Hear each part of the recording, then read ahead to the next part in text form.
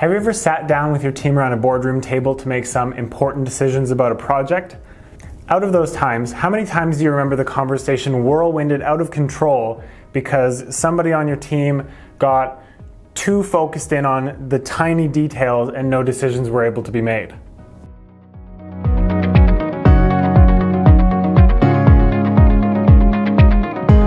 Hey everybody, it's Zach here at Yaz, and today we're going to be talking about something called death by committee.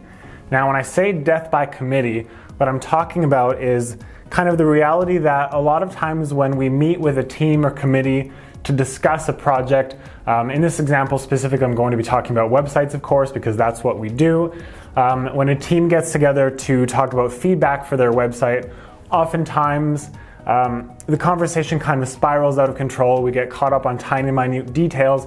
And today I want to help you understand why that happens and what are some of the things that you can do to stop it.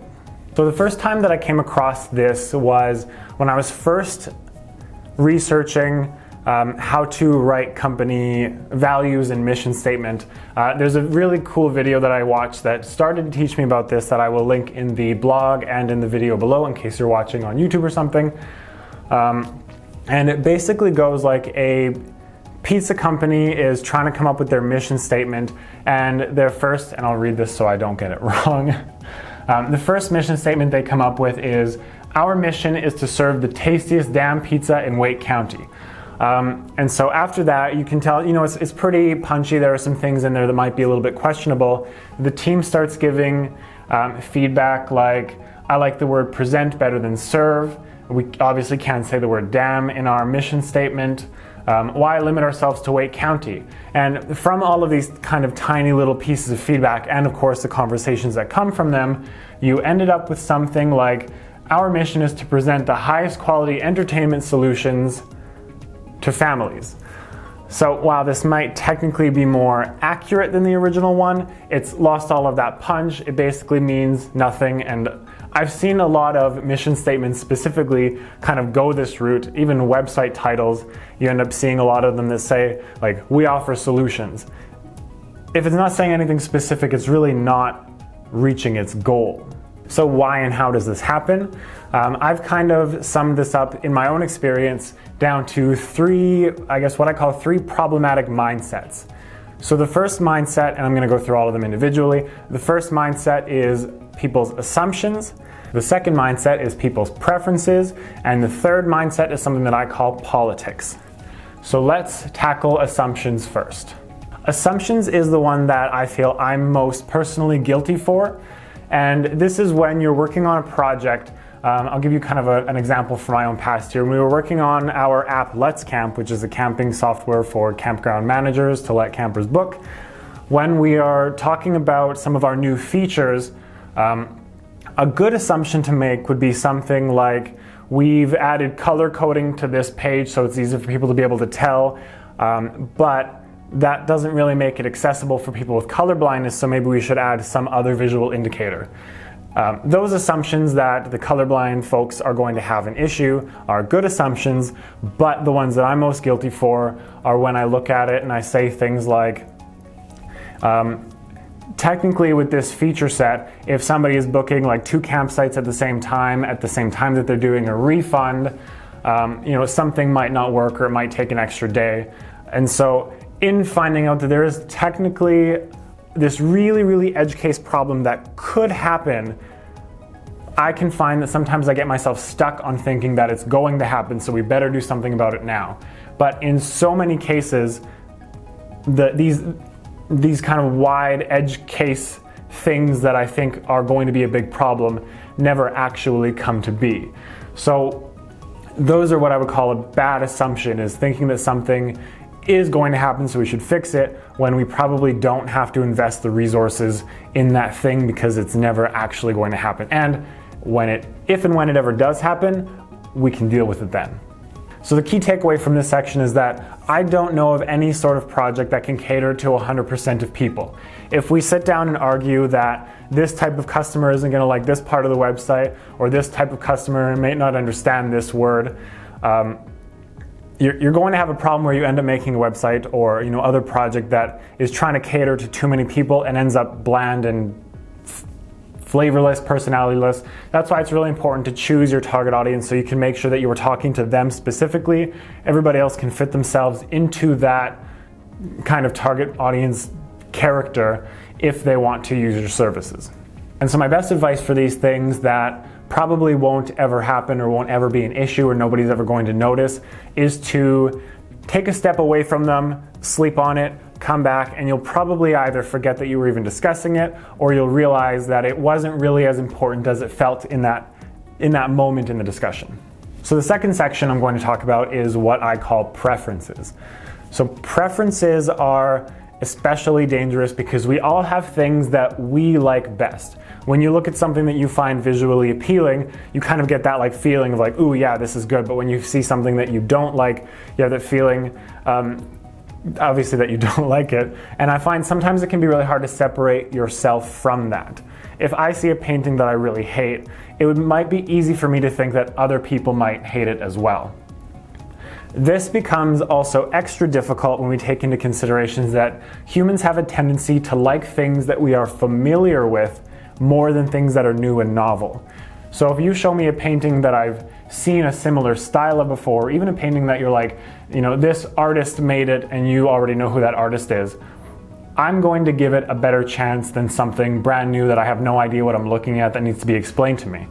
So when we apply these sorts of problems to the discussions we have with websites, and I've seen this happen a lot, we will look at a new design that we're presented with and say, this font is different from the one that we used to have. I really like the way that this section looked.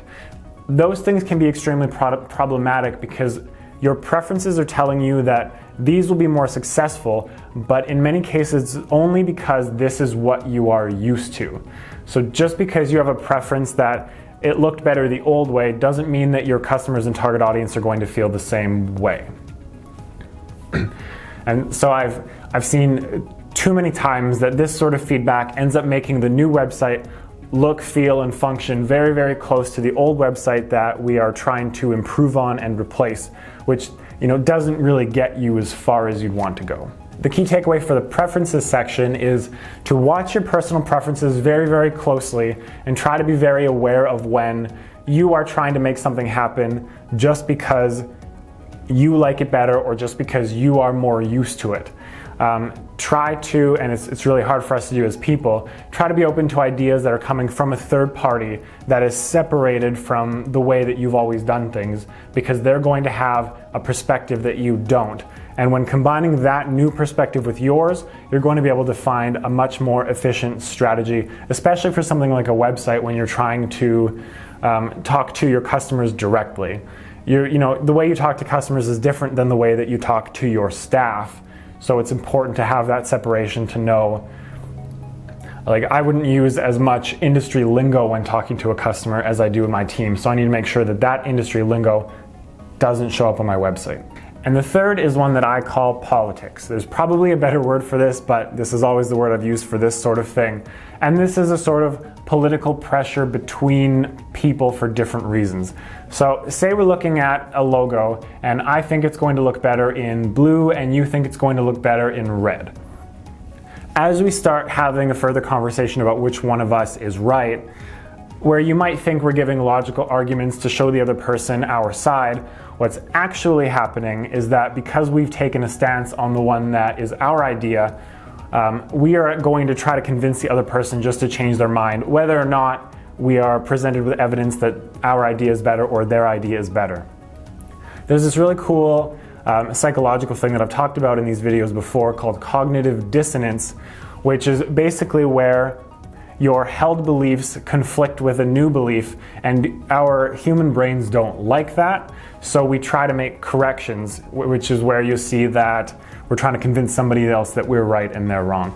And the best example of this is when you see people arguing and fighting on social media. You'll see they're going back and forth, making their points over and over again, but you've probably never seen anybody change their mind. So they're not changing their mind because due to cognitive dissonance, they have this belief already. Your new evidence, even though you know it's right or you think it's right, isn't going to help them. What's going to happen instead is that by you disagreeing with their viewpoint, they're going to take that as kind of like a personal attack. You're not disagreeing with their views, you're disagreeing with them who has those views. Now that might seem a little bit complicated, but basically what it comes down to is unless we are wanting to learn or accept a new, different position, we aren't going to do it. So bring this back to conversations about websites.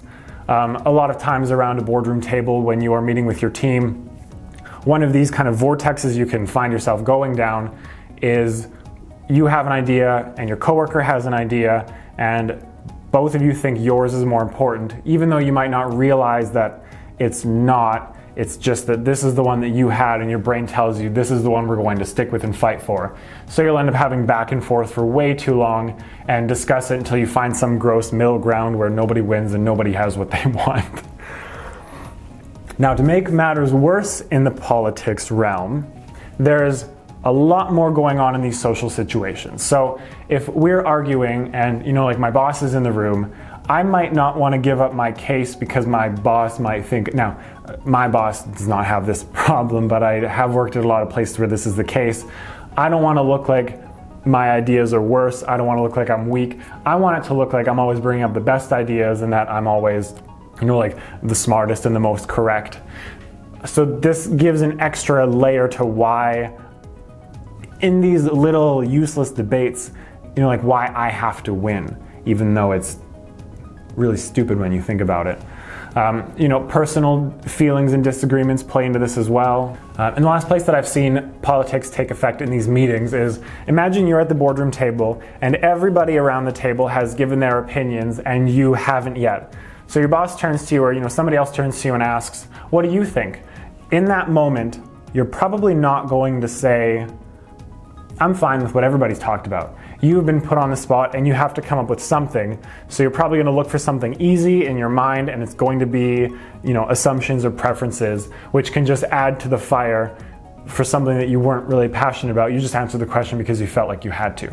The key takeaway here for politics is that your brain plays a lot of really weird games on you, and it just gets worse and worse the more you let it happen in a conversation, which again is why removing yourself, tabling that argument, tabling that discussion, and coming back to it is almost always your best option. You can also try adding time limits to conversation so that you are able to better prioritize what arguments and conversations you have to be having in that time frame to get this project done effectively. So to wrap up, I've seen a lot of projects go sideways due to these sorts of conversational problems that happen when we are discussing things in a group. The best example that I can give you from my own life where I met somebody who's really good at solving these problems. So I was part of like a club in university, and one year we had a leader that let us get into all of these issues, and our meetings, which were supposed to be 1 hour long, ended up going for like 3 or 4 hours every week. And it felt like we never actually accomplished anything because we got so stuck down in these weeds that we were talking about minute details that were never ever going to be important. The next year we got a new leader in these meetings that every time we almost got stuck in these weeds, he would just be like, let's table this, let's sleep on it, we're going to talk about it at the meeting next week. Every single week I sat there thinking, well, nothing is going to change by next week. We're going to come back and we're going to have the same argument. And for whatever reason that I didn't understand at the time but do now, next week when we came back, we almost never even talked about that stuff because what we were so in the weeds about didn't matter at all and it never came up again. So take that story how you will. If you are suffering from any of these issues, don't worry, we all do, and it's something that you can't notice until it's brought to your attention. So I really hope this can be helpful to you. I want to see everybody succeed as best they can all the time, of course, including myself. So if I ever get stuck in the weeds on something, definitely tell me because I still do it a lot, even though I'm trying not to. All right, that is all I have for today. Thank you so much for watching. Let me know if you have any questions about this. If you're watching on YouTube, don't forget to subscribe and like. We're still a very new channel. I don't know if we'll ever have a lot of subscribers, but we can dream. All right, take care and we'll talk to you next time. Bye-bye.